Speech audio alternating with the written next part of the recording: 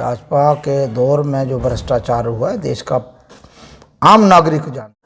BSF CISF के जो बच्चे हैं हमारी पूरी हमदर्दी है कि डेली वेजर के साथ क्या अन्याय हो रहा है। हम आएंगे, हम इनको रेगुलाइज करेंगे। अब 7 वर्ष हो गए, आपने 7 वर्ष वैल्यूएबल उनकी जीवन के आपने नष्ट किए। डीडीसी इलेक्शन तक उन्होंने कहा पे आपको हम पक्का करेंगे, जिस दिन रिजल्ट निकल गया दूसरे दिन कहते हैं कांग्रेस ने और एनसी ने गंद डाला है। बीजेपी पीडीपी की सरकार ने 520 का एक फार्मूला दिया, हम 10 साल के बाद रेगुलाइज करेंगे। कांग्रेस के खिलाफ कैंडिडेट होकर इलेक्शन लड़ते हैं, फिर उनको कांग्रेस में रहने का और कांग्रेस के बारे में कोई बात व्यक्त करने का कोई हक नहीं। कांग्रेस एक जिम्मेदार अपोजिशन का काम कर रही है। कांग्रेस इस देश के लिए एक सक्षम लीडरशिप देती आई है, देती रहेगी। कांग्रेस यूनाइट है। कुछ मुद्दों में मतभेद हो सकते हैं, वो रहेंगे, बैठ के एड्रेस होते रहे हैं, आगे भी एड्रेस होंगे।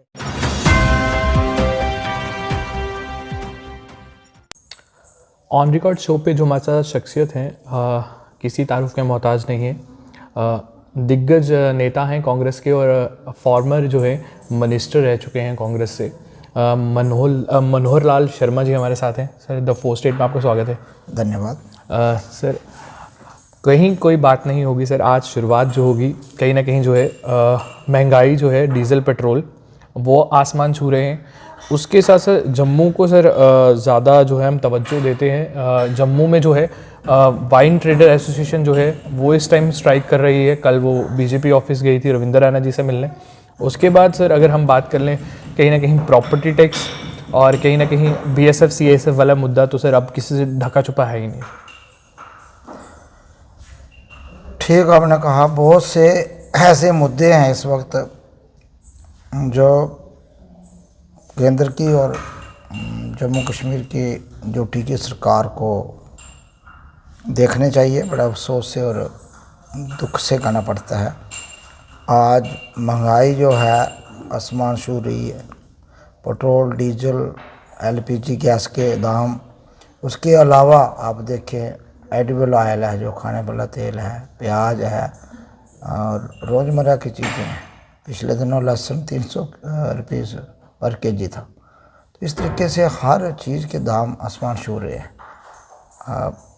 ऊपर से अगर सरकार की जो नीतियाँ देखें, कोई भी ऐसी नीति नहीं है जो दाम को कंट्रोल करने के लिए कोई सरकार की तरफ से प्रयास किया जा रहा है। जैसे निश्चित पेट्रोल डीजल के दाम बढ़ेंगे तो ट्रांसपोर्टेशन चार्जेस बढ़ेंगे। ट्रांसपोर्टेशन चार्जेस आपने खुद बढ़ाए। उसके अलावा जो रोज़मर्रा की जो चीज़ें आती हैं तो उनके रेट बढ़ेंगे, तो आम आदमी के जो बजट पर असर पड़ेगा। हर गृहिणी का बजट अस्त व्यस्त हो गया और पूरे देश में और प्रदेश के अंदर भी हर जगह धरने मुजाहरे, महिलाएं धरने कर रही हैं, आम व्यक्ति धरने कर रहा है, सियासी जो पार्टी हैं वो कर रही हैं। कांग्रेस के पार्टी के कार्यकर्ता, पूरे स्टेट की पूरी लीडरशिप है, हर जगह अपने ज़िला, अपने विधानसभा से लेके स्टेट हेडक्वार्टर को नेशनल लेवल तक ये धरने मुजाहरे चल रहे हैं। उसके बावजूद भी ऐसा लगता है कि केंद्र में जो सरकार बैठी है, जो लोगों की समस्याओं से उनका कोई लेना देना नहीं है। वो बड़े आराम से ऐसे महसूस होता है भी उनको आगे कोई इशू नहीं है। महंगाई कोई इशू नहीं है, बेरोजगारी कोई इशू नहीं है। आपने ठीक फरमाया, बीएसएफ और सीआईएसएफ वगैरह जितनी सेंट्रल रिजर्व फोर्सेस की सिलेक्शन की जो भर्ती थी पिछले दिनों, बच्चों ने एग्ज़ाम क्वालिफाई किया, 80-85% मार्क्स लेने के बाद भी उनकी सिलेक्शन नहीं होती है। कौन लोग सिलेक्ट होते हैं, क्या होता है, कितनी धांधली है, इतना भ्रष्टाचार है हर सिलेक्शन में। जब से भाजपा की सरकार केंद्र में आई है, चाहे जम्मू कश्मीर में ही रही है, कोई भी सिलेक्शन केंद्र सरकार के उसमें प्रश्न नहीं उठा है। मास ना कापिंग होती है इनकी सिलेक्शन में। पिछले दिनों बीएसएफ और इसका सीआरपी और सीआईएसएफ की भर्ती का रिटन टेस्ट था सांबा में, कैंसिल हुआ, दोबारा हुआ, फिर कहते हैं उसमें भी कापी हुई। अब ये बच्चे इतने मार्क्स लेके आए हैं, उनको सिलेक्ट नहीं किया गया। कौन बच्चे हैं जो जिनको सिलेक्ट किए गए? बहुत से बच्चों का आरोप है, पता वो कहते हैं बहुत से बच्चे जो फिजिकल टेस्ट में ना क्वालिफाई नहीं हुए, वो सिलेक्शन लिस्ट में है। तो इतना भ्रष्टाचार हो रहा है और भाजपा की लीडरशिप संरक्षण दे रही है और भ्रष्ट नाप तोल के चुन चुन के भ्रष्ट ऑफिसर पोस्ट किए गए हैं जम्मू वाले पोस्टों में, और इतना भ्रष्टाचार हो। आप जेके बैंक की सिलेक्शन देखिए, जम्मू कश्मीर बैंक की जो एक भी लिस्ट आज तक फाइनल नहीं हुई। पहले जो पीडीपी और बीजेपी की सरकार थी तो मैक्सिमम लोग एक ही रीज़न से लगाए गए। जम्मू में बड़ा रोष रहा, हम लोग भी बोले, युवा बोले, और उसके बाद तमाम पॉलिटिकल पार्टी ने उसका विरोध किया। उस सिलेक्शन को आपने अनडू किया नहीं, उसके बाद नई पोस्टें निकाली, फिर इसको कांग्रेस से वो लिस्ट भी कैंसिल हुई। कांग्रेस से भी लोग जो है नाराज़ दिख रहे हैं। ये सवाल ज़रूर कांग्रेस से लोग पूछ रहे हैं इस टाइम कि जिस तरीके से कांग्रेस के दौर में जब है सिर्फ 75 रुपये या 70 रुपये या 60 रुपये लीटर ही पेट्रोल हुआ करता था, तो ऑपोजिशन में बैठी हुई भाजपा जो है रोडों पे आ जाती थी, धरने प्रदर्शन हो जाते थे, सेक्टरेट घिराव हो जाता था। कांग्रेस जो है वो तीव्र रूप में कब दिखेगी? कहीं ना कहीं अब जो है कहीं ना कहीं दिख रहा है डिस्ट्रिक्ट वाइज जो है या फिर जो है कॉन्स्टिट्यूंसी वाइज जो है प्रोटेस्ट हो रहे हैं, मगर उस तीव्र रूप में अभी भी कांग्रेस नहीं दिख रही। क्या कांग्रेस को डर है कि फाइलें जो खुल जाएंगी या ईडी कहीं पीछे लग जाएगा? ऐसी बात नहीं है, किसकी फाइलें खोलेंगे, किसकी। ये पहले अपने गृहमान में झांके। भाजपा के दौर में जो भ्रष्टाचार हुआ है देश का आम नागरिक जानता है, प्रत्येक नागरिक जानता है, भाजपा के कार्यकर्ता भी और तमाम पॉलिटिकल पार्टी के लोग जानते हैं। इतना भ्रष्टाचार भाजपा के दौर में, चाहे आप लैंड की आप देखो, ग्रैबिंग के टाइम में हुई है, सिलेक्शन में नियुक्तियों में उन्होंने भ्रष्टाचार किया है। कोई भी सिलेक्शन लिस्ट, मैंने आपको बता रहा था कि जेके बैंक की लिस्ट 3 बार कैंसिल हुई है, अभी फिर दोबारा ऑनलाइन एग्जामिनेशन हुए हैं, अभी तक लिस्ट नहीं निकली है।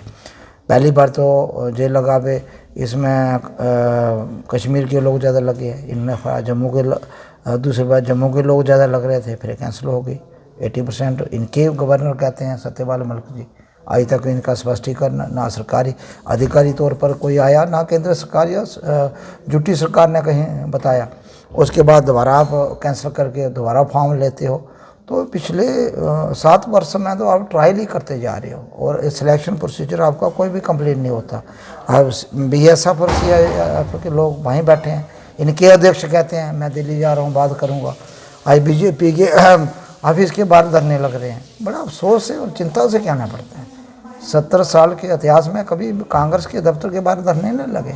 कहीं विरोध प्रदर्शन होता था, हम बात सुनते थे, कांग्रेस की लीडरशिप बात सुनती थी, उसमें सोल्यूशन निकालते थे और लोगों की बात एड्रेस की जाती थी। उनका तो कहना है सर कि भाजपा से उम्मीदें हैं, तभी भाजपा के ऑफिस के बाहर जो है उम्मीदें नहीं है। भाजपा ने हर उम्मीद पे पानी फिर दिया है, धरने नहीं लग रहे। भाजपा ने कौन सा ही काम मुझे बताए ना, कितनी अपॉइंटमेंट ने केंद्र सरकार और यूटी सरकार के टेन्योर में 7 वर्ष में किए, कितने टीचर्स लगाए हैं, उम्मीदें क्या, कितने टीचर लगाए हैं, कितने 4th क्लास लगाए हैं, कितने क्लर्क लगाए हैं, कितने डॉक्टर इंजीनियर्स आपने भर्ती किए हैं, कितने आपने ग्राम सेवक डॉक्टर और पैरामेडिकल स्टाफ आपने निकाले हैं।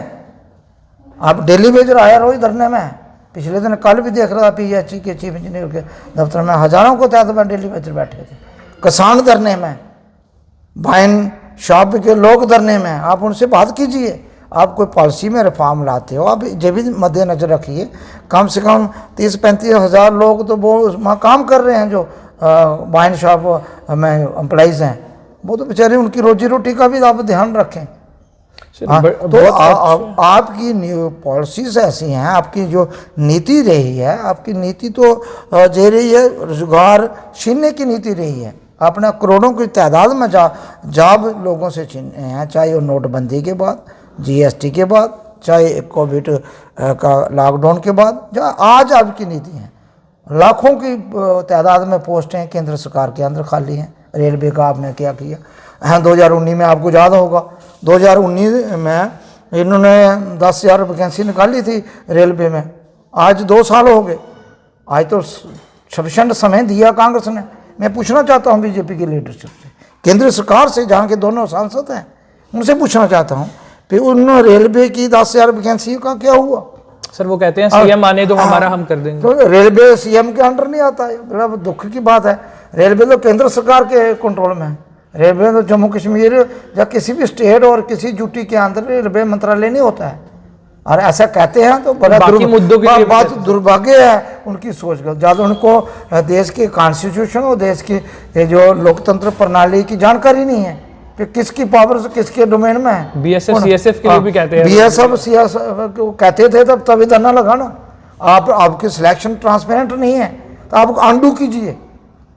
ट्रांसपेरेंट तरीके से जिन लोगों ने 80-90% मार्क्स लिए रिटर्न ठीक कहते हैं बच्चे, हम पूरी सपोर्ट करते हैं उनके बच्चों की, इस देश के बच्चे हैं। यही जुआ हैं जिन्होंने मोदी जी को नारा दिया हर घर घर मोदी, हर हर मोदी। आज मोदी जी कहाँ चुप हैं? जो यही किसान है बीजेपी को दूसरी बार फिर सत्ता में लाने वाले, 350 सीटें देने वाले। आज वही किसान अन्नदाता देश का भूख हड़ताल और धरने पर बैठा है दिल्ली के चारों तरफ और लाठियां खा रहा है। उनका मजाक उड़ाया जा रहा है, उनके रोटी से लेके उनके पहनने पे मजाक उड़ाया जा रहा है। और वो देश के प्राइम मिनिस्टर कहते हैं आज एक काल दूर हूँ मैं, एक ताल आज 110 दिन हो गए हैं, आपको एक काल दूर आपने उनसे बात नहीं की। आप मुद्दे से मुद्दे, इतने मुद्दे हैं, आप कहते हैं किस मुद्दे पे बात कीजिए।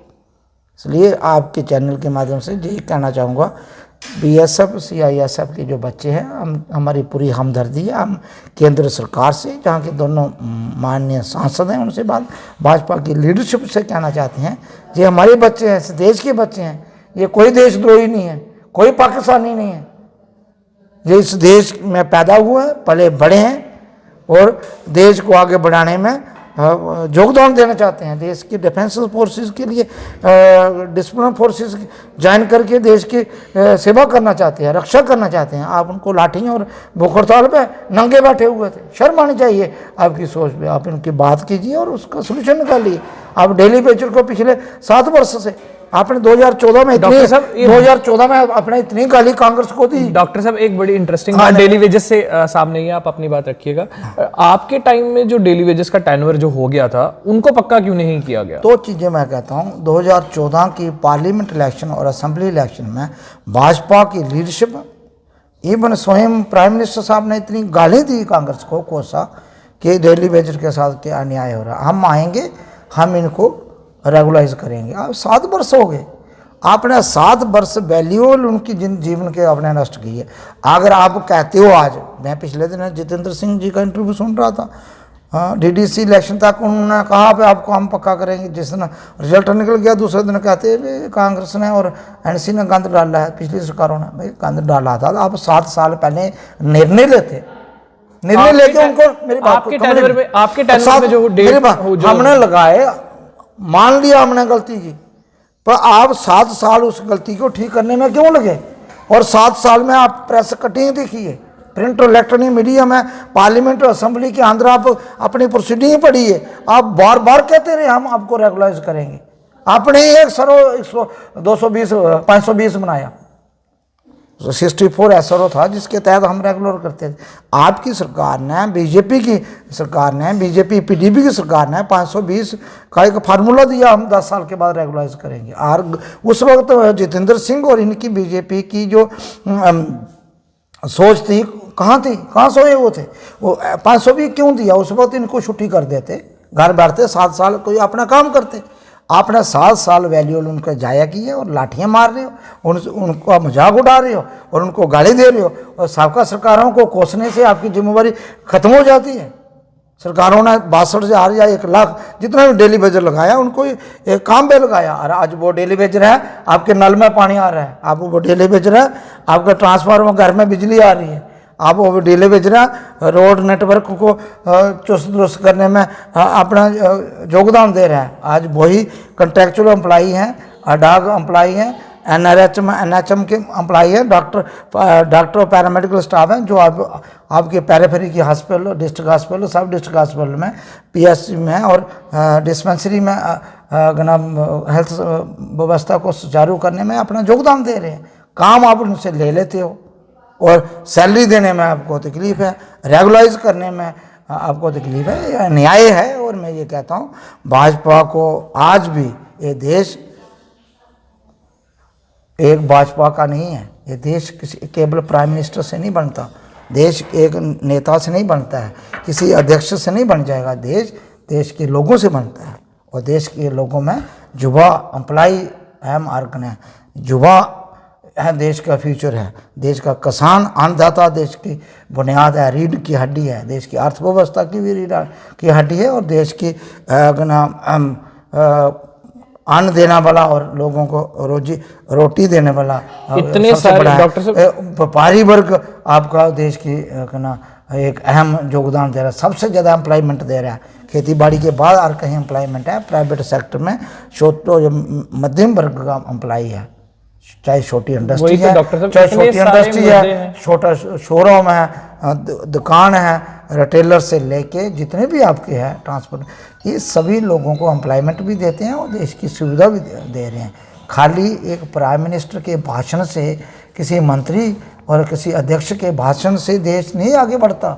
देश बढ़ते देश के लोगों से, किसान अपना काम करता है, युवा पढ़ लिख के आगे बढ़ता है, देश नौजवान देश की सरहदों को रक्षा कर रहा है, पैरामिलिट्री फोर्सेस के लोग देश के अमन लॉ डॉक्टर साहब देख रहे हैं, बड़े सारे सभी लोग काम करते हैं, कई मुद्दे हैं जिस पे जो है रूलिंग पार्टी को घेरा जा सकता है, मगर कहीं ना कहीं ऑपोजिशन है वो जो है कमजोर दिखती है, और उसका पिछले दिनों ही हमने वो देखने को भी मिला, जिस तरीके से कांग्रेस वर्सेस कांग्रेस हो गया। कई जो है नेता जो है कांग्रेस के वो आए प्रेस क्लब के बाहर, उन्होंने गुलाम नबी आज़ाद जी का जो है पुतला फूका और उनके खिलाफ नारे भी लगा दिए। देखो, दो चीज़ें मैं आपको कहना चाहूँगा। आपने 2 बार कांग्रेस की बात की है, उसको मैं साथ साथ में आगे बढ़ाऊँगा। पहले को नारे लगाए, आप देखिए नारे लगाने वाले कौन लोग हैं कांग्रेस में हैं। 1 महीना 2 महीने पहले कांग्रेस के खिलाफ ऑफिशियल कैंडिडेट के खिलाफ इलेक्शन लड़ते हैं, और उनको जब कांग्रेस के इलेक्शन में कांग्रेस के खिलाफ कैंडिडेट होकर इलेक्शन लड़ते हैं, फिर उनको कांग्रेस में रहने का और कांग्रेस के बारे में कोई बात व्यक्त करने का कोई हक नहीं बनता, एक बात। और दूसरी बात, उस नेता के खिलाफ बात करें जिस नेता ने इस देश में, इस प्रदेश में और राजनीति में एक अहम योगदान दिया है। उस नेता का योगदान जम्मू कश्मीर के इतिहास में और देश के राजनीति में कोई भी जुठला नहीं सकता। हर सेक्टर में उन्होंने कहा, देश का कोई ऐसे राज्य नहीं है, कोई केंद्र शासित प्रदेश नहीं है जहाँ जाके उन्होंने पार्टी ऑर्गेनाइजेशन के लिए काम किया, जहाँ कोई ऐसा मंत्रालय में रह के उन्होंने योगदान दिया। जम्मू कश्मीर के चीफ मिनिस्टर उन्होंने जो काम किया है, 2.25 साल ब्रीफ सा पीरियड उनको मिला, सबसे कम टाइम उनको मिला, और उन्होंने एक माल सेट कर दिया सबके लिए। आने वाले मुख्यमंत्रियों के लिए भी काम करना पड़ेगा, आपको डबल शिफ्ट ट्रिपल शिफ्ट काम करेंगे तो काम ही हम देश को और लोगों की तकदीर बदलने में एक योगदान दे सकता है। इसलिए उसके बारे में और मेरे जैसा आदमी या कोई ऐसा आदमी उठ के बात करे, पहले अपने अंदर देखे कि मैं पार्टी में कितना वफादार हूँ। 2 महीने पहले का पार्टी के खिलाफ ऑफिशियल कैंडिडेट के खिलाफ लड़ने के बाद पार्टी से बाहर हो जाता है। वो तो कह रहे हैं कि कांग्रेस अपनी गलती, हाईकमांड अपनी गलती मान चुकी है कि कैंडिडेट जो था सही नहीं, कैंडिडेट सही नहीं मिला। कौन से हाईकमांड ने बन दिया? तो हाईकमांड की जिम्मेवारी नहीं बनती थी कैंडिडेट देना, हाईकमांड ने कैंडिडेट दिया। मेरे और आप कहने से कैंडिडेट हो जाता है, स्टेप किसकी लगती है, कौन प्रूव करता है? इसलिए कहने से बात नहीं होती है। और कहीं हाईकमांड ने ऐसी बात की है बताइए। दूसरी बात मैं ये कहना चाहता हूँ, अब पहले आप देखिए आप कहाँ और कहाँ स्टैंड करते हैं। दूसरी बात, कभी उनको पूछना भाई पिछले कितनी इलेक्शनें हुई हैं, असेंबली हुई है, पार्लियामेंट हुई है, आपने कितनी बार कांग्रेस को वोट किया?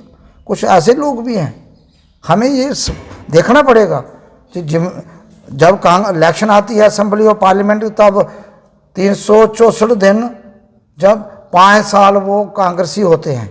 जिस दिन इलेक्शन होती है वो फिर कांग्रेस नहीं होते, वो दूसरी दलों को वोट डाल के नाम हक कांग्रेस से मांगते हैं, वोट डालते हैं दूसरी पार्टियों को। ये कौन से है?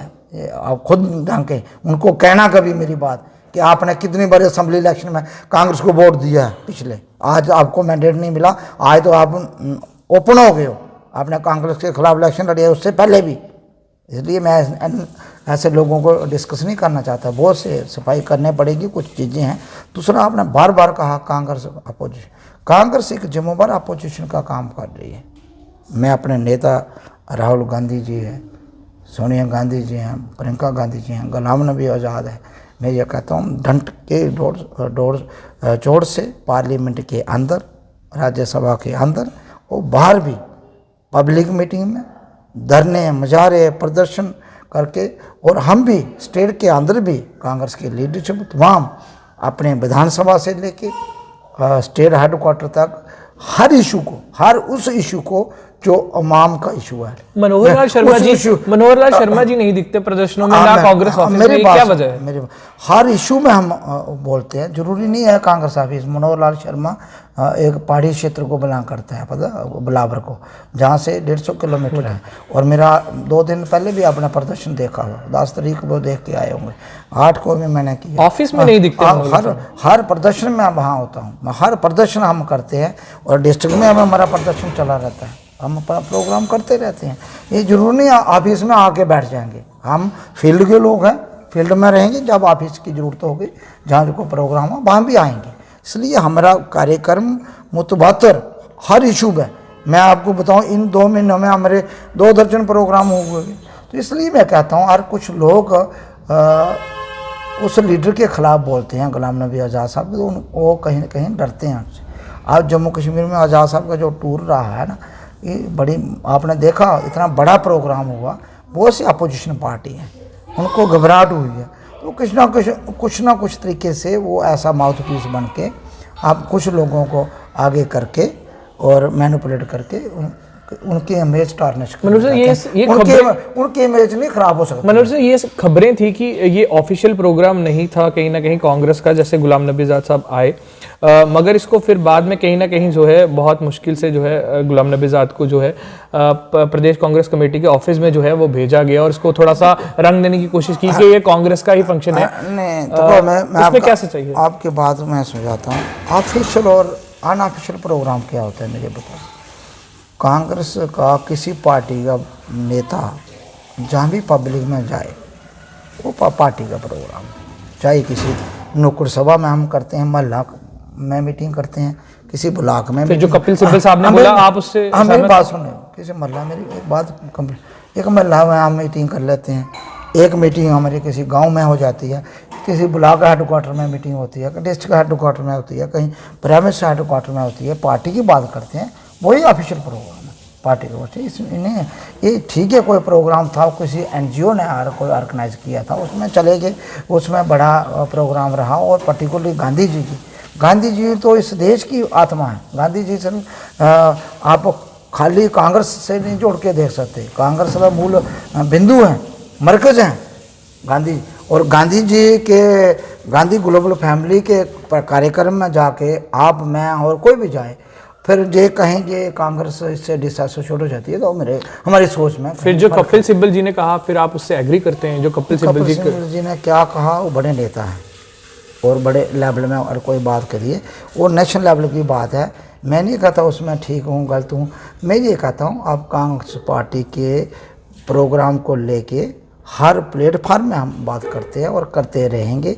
और कांग्रेस ही मात्र ऐसा विकल्प है जो जम्मू कश्मीर में भी और देश में भी एक अल्टरनेटिव मौजूद अल्टरनेटिव दे सकती है, और देश की लोगों की दिक्कतों को समझती है, अंडरस्टैंड करती है, देश को आगे बढ़ाने में, देश की अर्थव्यवस्था को कैसे मजबूत करना है, देश के युवाओं को राष्ट्रीय मुख्यधारा में लेके उनसे कैसे उनकी एनर्जी को चैनलाइज करना है। कांग्रेस ही एक ऐसी पार्टी है, अलग अलग प्रांतों में बंटा हुआ जो देश है, इनको यूनाइट करके आगे बढ़ाने में एक सक्षम रोल अदा कर सकती है, और रहा है कांग्रेस ने। मैं ये बात कहता हूँ, आज कोई ये रूलिंग पार्टी कभी भी कहती है कि अब देशभक्ति की बात करती है, देशभक्ति की बात नहीं है, देशभक्ति हमारे खून में है, देशभक्ति हमारे डीएनए में। कांग्रेस ने इस देश को आज़ादी से लेके देश को बनाने में, देश को कॉन्स्टिट्यूशन देना, देश के संविधान को इतना ब्रॉडर बनाने के जिसमें हर सेक्शन ऑफ सोसाइटी की कोई रिस्पेक्ट को एड्रेस किया है, हर सेक्शन ऑफ सोसाइटी को बराबर हकूक दिए हैं, ये कांग्रेस की एक ब्रॉडर सोच थी। और देश के आज देश जहाँ किसी मुकाम में खड़ा है, और आज भाजपा की सरकार जिन जिन चीज़ों को बेच के देश को ललाम कर रही है, ये सब कांग्रेस ने बनाया है। डॉक्टर साहब, ये कांग्रेस की देशभक्ति को मैं ये कहता हूँ, बीजेपी को और जो आज रूलिंग पार्टी है उसको ये सोच समझ के बोलना चाहिए, और बार बार ये कहते हैं इनको शर्म आनी चाहिए। आप देशभक्त नहीं हैं, आप अंग्रेजों को टाइम में भी उनके साथ मिलके और कांग्रेस के उस आंदोलन को, फ्रीडम स्ट्रगल को सबोटाइज करते रहे, और आज तक भी आप जो 17 वर्ष में कांग्रेस ने जो बनाया, एक एक चीज़ आप सेल आउट कर रहे हो। आज एयरपोर्ट आपने सेल आउट कर दिया, आज आपने बड़े बड़े BSNL अब 3 दिन से धरना एजिटेशन चल रही है। स्टेट बैंक ऑफ इंडिया और दूसरे नेशनल बैंक जो हैं गवर्नमेंट ऑफ इंडिया के कंट्रोल में हैं, उनको प्राइवेटाइज किया जा रहा है। सभी इंस्टीट्यूशन कांग्रेस ने बनाए हैं। एक प्रश्न जो है ना डॉक्टर साहब, वो एयरपोर्ट रेलवे आप बेचते हो, अब नेशनल हाईवे आपने बेचने। एक प्रश्न का उत्तर जो है वो आपसे बेहतर कोई नहीं दे सकता, वो आप ही दे सकते हो और आप ही समझा सकते हो इस टाइम। वो राहुल गांधी जी, प्रियंका गांधी जी की आपने बात की, और बाकी स्टेट्स में जो है, असम जो है, जैसे वेस्ट बंगाल हो गया हमारा, वहाँ पे अभी इलेक्शन चल रहे हैं। G23 के जितने भी लीडर थे, गुलाम नबी आज़ाद, कपिल सिब्बल जी और बाकी जितने भी बड़े लीडर थे, उनका कहीं ना कहीं उनको नहीं बुलाया गया इलेक्शंस की उस कैंपेन में, और ना ही उनका नाम है वहाँ पे, उस लिस्ट में भी नाम नहीं है। तो कहीं ना कहीं जो है, मैं प्रश्न खत्म कर लूँ, अब जवाब दीजिएगा आराम से। राहुल गांधी, और कहीं ना कहीं दिख रहा है कि राहुल गांधी वर्सेस जो है गांधी फैमिली वर्सेस जो है गुलाम नबी आज़ाद, G23 हो चुका है। तो मनोहर लाल शर्मा जी राहुल गांधी जी के साथ है, गांधी फैमिली के साथ हैं, या इस टाइम जो है गुलाम नबी आज़ाद जी के साथ? देखो, आप और कुछ लोगों को बड़ा गलत फहमी है इन चीज़ों में, बहुत सी गलत फहमी है। देखो,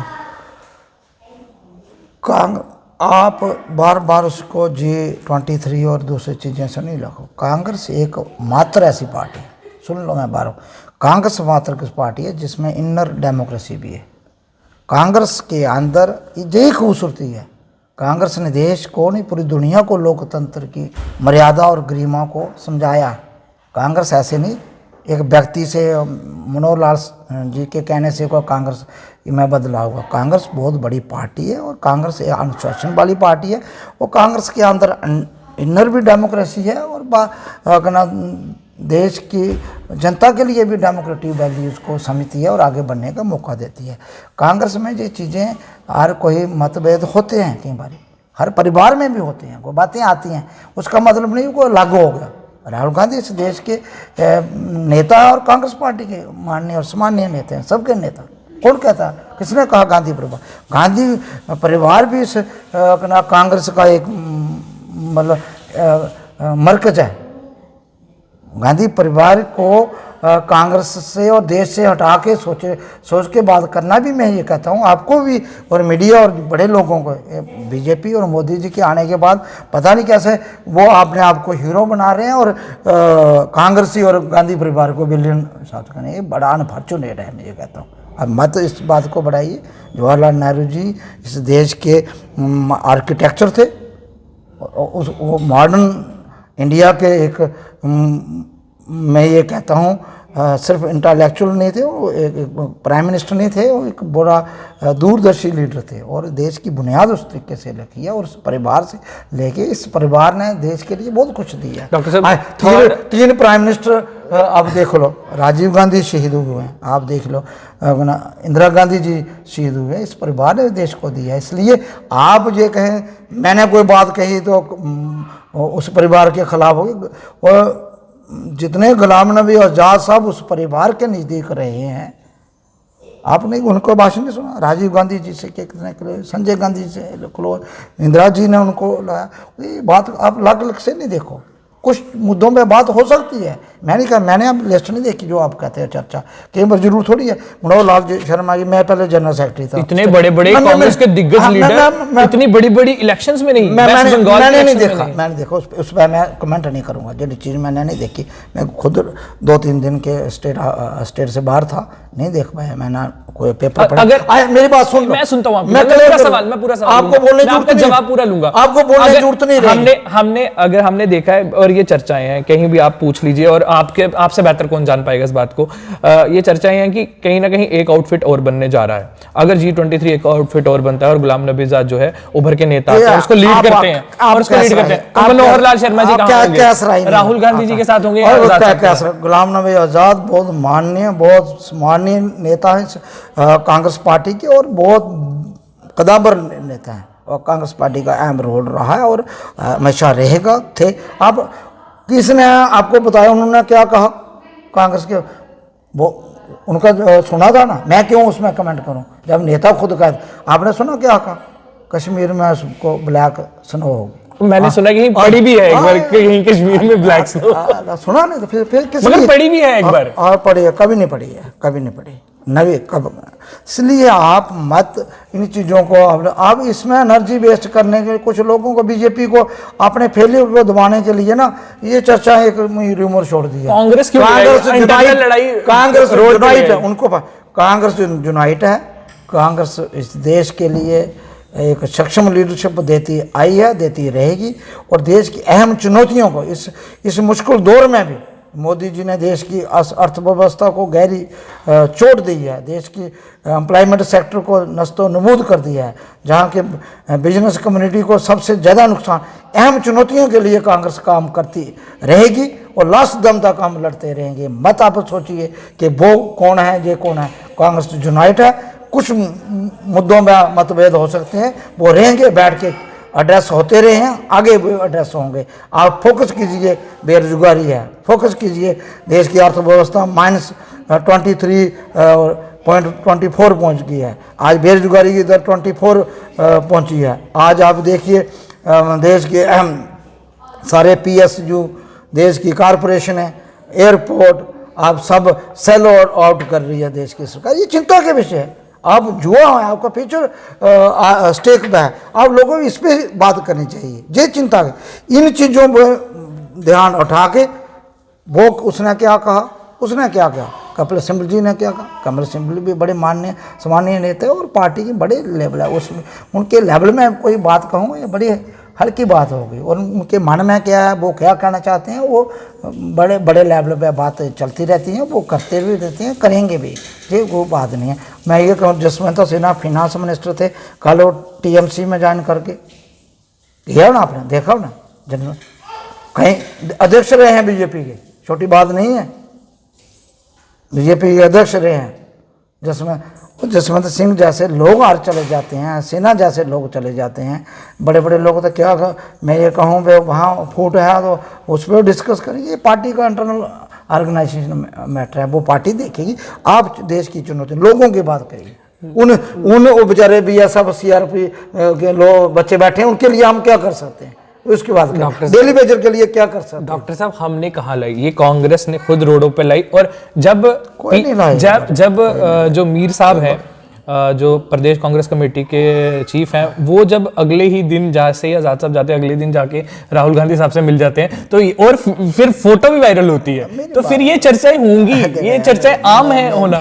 क्या बात हुई है वैसे राहुल गांधी जी और मेरी बात सुनो। मीर साहब जम्मू कश्मीर कांग्रेस के अध्यक्ष हैं, तो 10 बार जाएंगे अपने नेशनल लीडर को मिलने, इसमें क्या है अचानक? अच्छा मेरे अचानक, पहले नहीं जाते थे, अचानक उसी दिन ही गए। और आपके पास कोई पूरा सबूत है वे उसी दिन गए और मिले, फोटो उस दिन का है। मैं 1 महीने का 2 साल का फोटो राहुल जी के साथ कोई आज पेस्ट कर लेता हूँ, आप मान लोगे? ऐसी नहीं बातें होती हैं, बड़ी सी बातें। इन चीज़ों पे क्यों एनर्जी वेस्ट करते हो? आप कंस्ट्रक्टिव काम कीजिए, मजबूत करने आप महंगाई पे बात क्यों नहीं करते? हम आज में आसमान पे जा रही है, उस पर बात शुरुआत ही वैसे की थी। ये जो चीजें आप ला रहे हो, ये समझो ना बीजेपी बिल्कुल RSS BJP का एजेंडा तय है और मीडिया को टास्क दे दिया, आप जाके चर्चा करो। चलिए, और मैं मुझे नहीं, और कांग्रेस का कोई लीडर भी इस पर बात करता है, बड़ा अनफॉर्चुनेट है। हमें अपोजिशन पार्टी है, हमारा काम है लोगों की अक्कासी करना, लोगों में महंगाई पे स्ट्रगल करें, बात करें। हम आपने एक बात और भी कही, हम कांग्रेस अनुशासन के अंदर, डिसिप्लिन के अंदर रहते हैं, हम तोड़ फोड़ नहीं करते। आपने कहता ना अग्रेसिव एजिटेशन नहीं हो रही है, तोड़ फोड़ नहीं, मतलब मीडिया और घिराव भी करना कोई लोकतंत्र के अंदर। गांधी जी ने किया, महात्मा गांधी जी ने दिया सत्याग्रह, पीसफुल जाके बैठ जाओ, अपनी बात रखती अपनी डिस्प्ले कर दो, बोलो नहीं, गाली गलौज नहीं करो। ये देखो हिंदुस्तान ने आज़ादी हासिल की है, लाठी से हासिल नहीं की है, गोली से नहीं, जंग नहीं हुई है एक फौज ने दूसरी फौज में, ये सत्याग्रह से की है। पूरी दुनिया के लिए एक मूल मंत्र है, तभी हिंदुस्तान को पूरी दुनिया मानता है वे लीडर हैं, सेवरेन। और हम उस गांधी के देश में पैदा हो गए, जो हमारे पूर्वज हैं उसकी औलाद है हम लोग, उसके पैदा हो गया, हम फिर तोड़ फोड़ पे विश्वास करें। ये नथुराम गोडसे की परिभाषा है, गोली मारनी है। ये बीजेपी को सूट करती है, आरएसएस को सूट करती है। हम अपनी बात रखेंगे, मीडिया हमारी बात लोगों में कौन सरकार तक कौन पहुंचाएगा? आप लोग, मीडिया है। हम अपने माध्यम से जब हम पार्लियामेंट, असेंबली, उसके बाद पब्लिक मीटिंग है, उसके बाद हम कहीं सभा करके एजिटेशन एक डिस्प्ले करके हम अपनी बात रखेंगे। महंगाई के खिलाफ है, लोगों को जख्म हो रहा है, बेरोजगारी है, उस पे बात करेंगे। इस पे चर्चा बंद करते हैं। भ्रष्टाचार है, उस पे बात करेंगे। डॉक्टर साहब, अब सरकार की जिम्मेदारी है अपनी नीतियों को बदले, नहीं बदलती है तो आगे लोग दोबारा 5 साल के बाद लोगों में जाना है, लोग उस पर चुनाव में फैसला करेंगे और हमारे पक्ष में लोग करेंगे तो हम उन चीज़ों को अनड्यू करेंगे। हमारी सरकार अगर लोग दोबारा मैंडेट उनको देते हैं तो फिर लोग इसमें पसंद करते हैं इन चीज़ों को। लोगों को महंगाई पसंद है, लोगों को बेरोजगारी पसंद है, लोगों को तोड़फोड़ पसंद है, अमन शांति भाईचारा प्रेम पसंद नहीं है। हम तो गांधीवादी नीति से डॉक्टर साहब चलिए इस चर्चा को बंद करते हैं। डॉक्टर साहब ने बोल भी दिया कि ये बीजेपी जो है वो बेचती है एजेंडा बना के। चलिए डॉक्टर साहब इस चर्चा को बंद करते हैं। वैसे कोई ऐसा बीजेपी नहीं बेचती है, जब हम उधर जाते हैं उनको भी सवाल ऐसे पूछते हैं। डॉक्टर साहब देखा जा रहा है एनसी कहीं ना कहीं जो है वो एक बना रही है प्लेटफॉर्म की अगर हम पावर में आएंगे 370 वापस लाएंगे। पीडीपी भी कहीं ना कहीं यही राग लाप रही है। कांग्रेस का क्या स्टैंड है नेक्स्ट असेंबली इलेक्शन में? 370 वापस लाना है कांग्रेस अगर पावर में आती है, या फिर स्टेटहुड की बात होगी कांग्रेस? देखो, 2 चीज़ें मैं समझाना चाहूँगा आपको। 370 में 2 ही चीज़ें बची थी। क्या चीज़ें बची थी?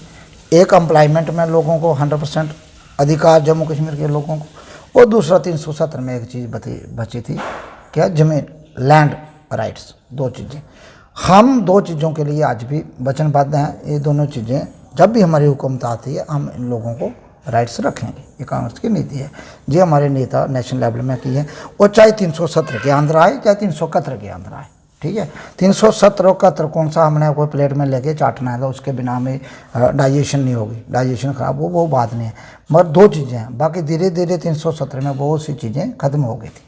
पहले जहाँ का जो चीफ मिनिस्टर होता था प्राइम मिनिस्टर होता था, गवर्नर की जगह सदर रियासत होता था, सुप्रीम कोर्ट की जुडिशन जहाँ नहीं थी जम्मू कश्मीर में, हाई कोर्ट ही फाइनल होता था।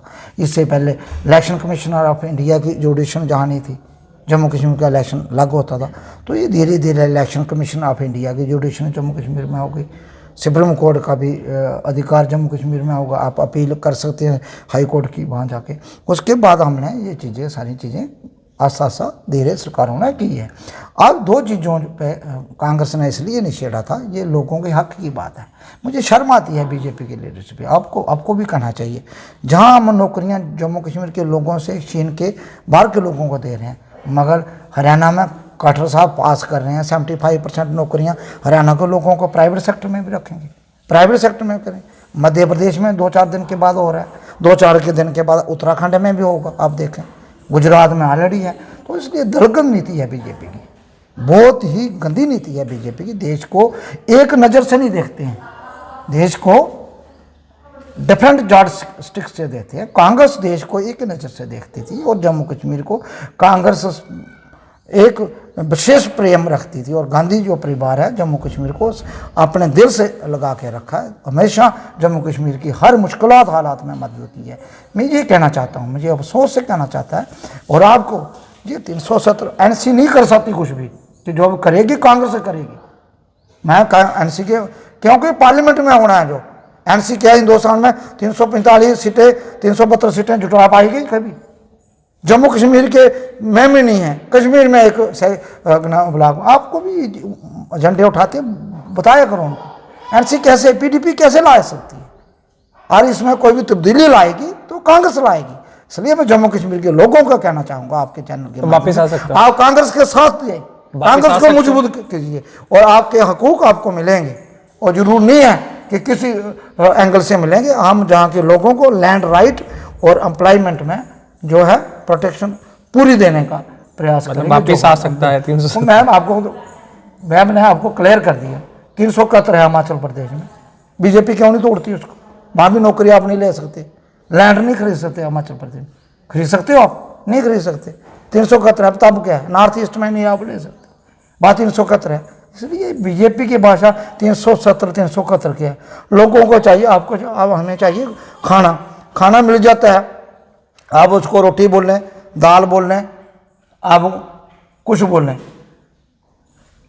बात है पेट में डालने की, एनर्जी आपको जिससे मिले। तो इसलिए ये बात नहीं है, लोगों को जहाँ के युवाओं को रोजगार में प्रोटेक्शन चाहिए। हमें इतना मजबूत किया था, एक डिस्ट्रिक्ट से दूसरे डिस्ट्रिक्ट में नहीं अप्लाई कर सकता था, एक डिस्ट्रिक्ट से दूसरे डिस्ट्रिक्ट। जम्मू प्रोविंस के वाला कश्मीर में नहीं, कश्मीर वाला जहाँ नहीं, ये तहस नहस कर दिया बीजेपी ने, ये सत्यानाश बर्बादी कर दी है।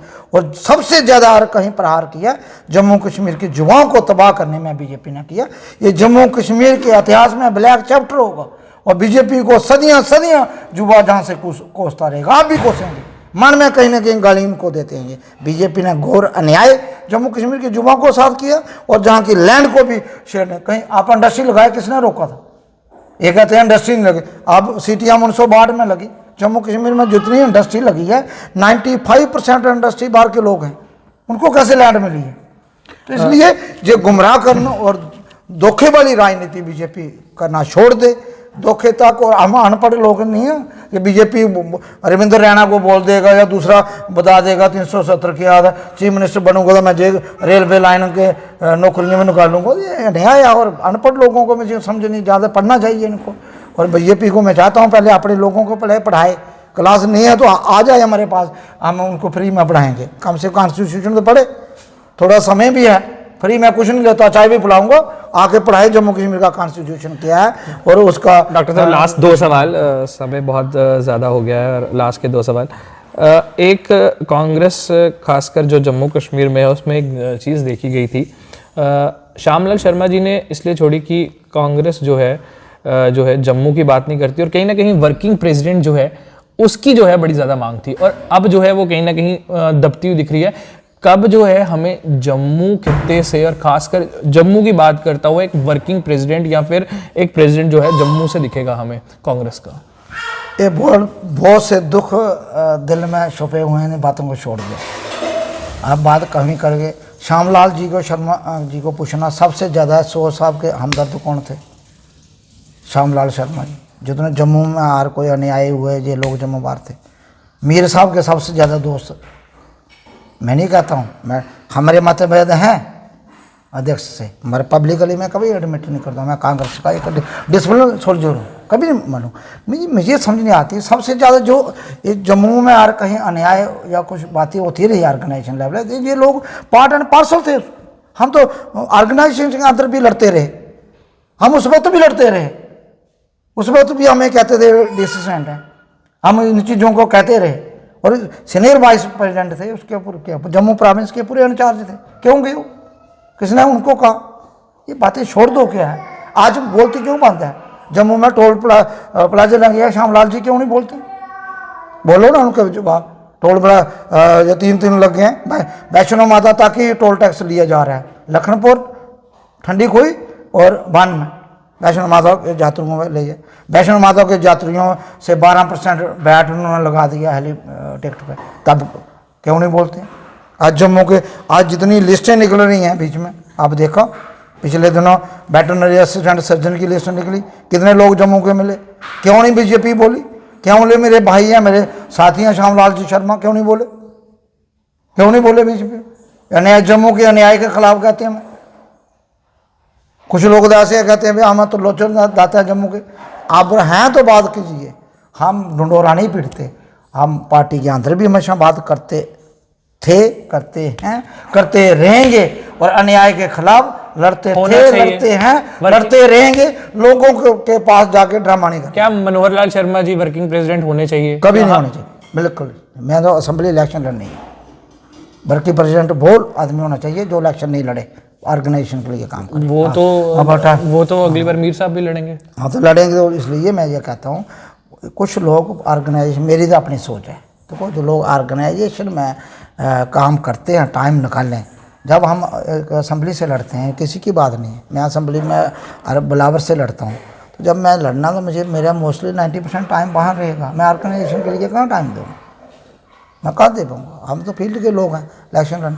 कुछ और लोगों ऑर्गेनाइजेशन में होना चाहिए। डॉक्टर साहब एक लास्ट सवाल, सीएम फेस कौन होगा कांग्रेस अगर जब अगली इलेक्शन असेंबली आएगी आपको जरूर बताएंगे, जरूर, उससे पहले 100% बताएंगे कौन होगा। मैं तो चाहता हूँ गुलाम नबी आज़ाद यहाँ का सीएम हो, तो मैं और उनसे कोई बड़ा लेवल का लीडर कोई गुलाम नबी आजाद साहब वापस स्टेट में आ आए, सकते हैं। मगर तभी आएंगे जब स्टेट बनती है। ड्यूटी में तो उनका आना पॉसिबल नहीं है, और ड्यूटी में इलेक्शन होती है तो क्या होगा। ये बहुत बड़ी बात है। और गुलाम नबी आज़ाद बड़े लीडर हैं। क्या ये कुछ ऐसी चर्चाएं हैं कि अगर स्टेट बनती है डॉक्टर मेरी आपने मुझे राय पूछी है ना, मेरी राय पूछी है, मेरी समझ है, पॉलिटिकल समझ है।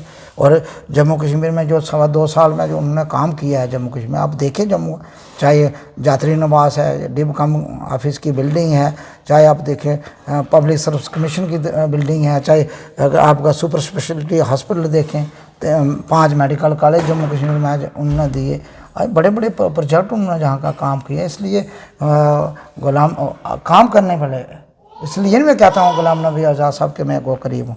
गुलाम नबी आज़ाद बड़े लीडर हैं और उनके पास वास्ट एक्सपीरियंस है।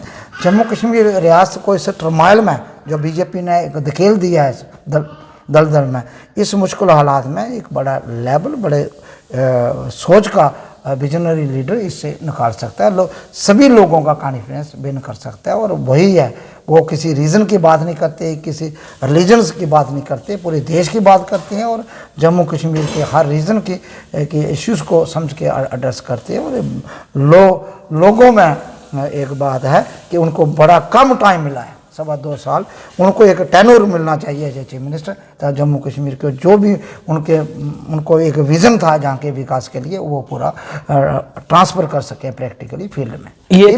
ये थे डॉक्टर मनोहर लाल शर्मा जी, जिन्होंने अपनी राय भी रखी और कांग्रेस का पक्ष भी रखा, और कहीं ना कहीं ये भी कहा कि हमारे भी अपने अध्यक्ष के साथ जो है मीर साहब के साथ जो है मतभेद हो सकते हैं, मगर हम उसको कभी रोडों पे नहीं लाते।